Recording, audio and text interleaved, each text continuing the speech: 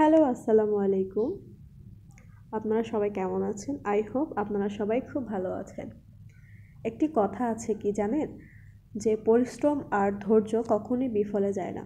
ঠিক তেমনি আমি এই প্রজাপতিটি খুব ধৈর্য সহকারে কাজ করেছি এবং খুবই পরিশ্রম করে। তো তার ফলাফল কিন্তু দেখতেই পাচ্ছেন, খুবই সুন্দর এবং দেখতে খুবই 3D মনে হচ্ছে যে আসল প্রজাপতিটা বসে আছে এই কাপড়টার মধ্যে। এই প্রজাপতিতে আমি 4টি কালার ব্যবহার করেছি, দেখতেই পাচ্ছেন কমলা, হলুদ, কালো এবং সাদা। 4টি কালারই কিন্তু খুবই কালারফুল। তো এইখানে হচ্ছে আমি প্রথমে যেই বাটারফ্লাইটা এটা একটা আমি পেন্সিল দিয়ে এঁকে নিয়েছি।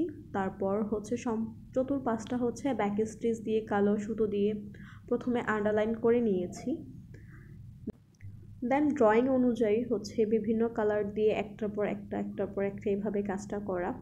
তবে সাধারণ মানুষ কিন্তু অধৈর্য হয়ে যাবে, কারণ এখানে 4টা সুতো ব্যবহার করা মানে একটু পরপর একটা সুতো দিয়ে কাজ করা একটু ধৈর্যের বিষয়, তাই না? কিন্তু আমরা যারা এই কাজকে ভালোবাসি, যারা আমরা হ্যান্ডওয়ার্ক কাজ করি, তাদের কাছে এটা কিন্তু ততটা কঠিন বা অধৈর্যের কিছুই না। কারণ আমরা কাজকে ভালোবাসি, ভালোবেসে কাজটি করি, সময় লাগলেও আমরা কাজটি করি। কারণ এটার ফাইনাল লুক দেখার জন্য আমরা নিজেরাই হচ্ছে অপেক্ষা করে থাকি কখন কাজটি শেষ হবে, কখন হচ্ছে আমরা এটাকে সবার সাথে প্রেজেন্ট করতে পারবো, সবাইকে দেখাতে পারবো, বা আমরা সোশ্যাল মিডিয়াতে এগুলো ছাড়তে পারবো। এগুলাই নিয়ে হচ্ছে আমরা বেশি এক্সাইটেড থাকি। সুতরাং এর পিছনে যে আমাদের খাটাখাটনিগুলো, কষ্টগুলো, এগুলো আসলে আমরা অতটাকে প্রাধান্য দেই না বললেই চলে। তো যাই হোক, এখানে হচ্ছে আমি যে বাটারফ্লাইটি কাজ করেছি, এখানে চতুর্পাশটা হচ্ছে আমি ব্যাক স্টিচ দিয়ে করেছি এবং ভিতরের সম্পূর্ণ কাজটা এখানে আমি শার্টিন স্টিচ দিয়ে ব্যবহার করেছি। তো আমার মনে হচ্ছে যে এখানে শার্টিন স্টিচ ছাড়া অন্য কোনো সেলাইটা বেশি ভালো লাগবে না, কারণ এটাই দেখতে ভরাট ভরাট শিলি হয়ে গেছে যদিও।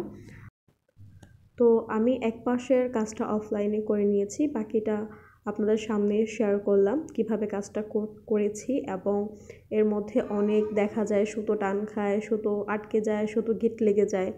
এই বিষয়গুলো আপনাদের মাঝে দেখাচ্ছি, কারণ দেখা যায় এগুলো দেখলে আপনারা বুঝতে পারবেন যে এই সুন্দর সুন্দর কাজগুলোর পিছনে কীরকম পরিশ্রম থাকে আমাদের।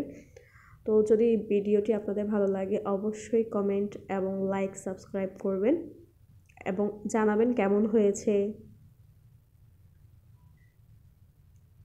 ফাইনাল লুক, অবশেষে এটাই হচ্ছে ফাইনাল লুক।